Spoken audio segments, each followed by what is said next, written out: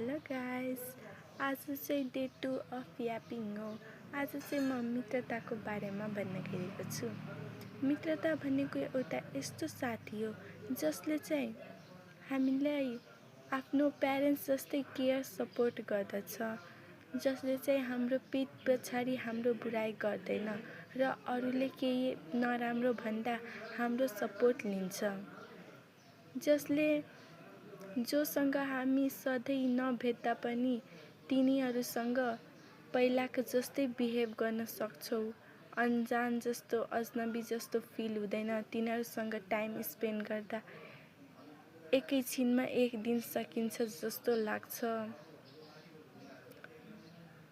जोसँग हामी रिल्सहरू मात्र सेयर नगरी आफ्नो लाइफको हरेक राम्रो र नराम्रो घटनाहरू सेयर गर्न सक्छौँ।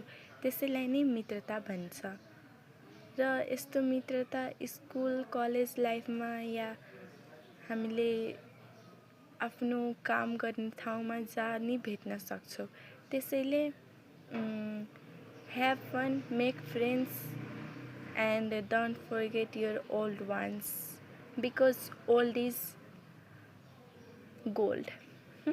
Bye bye.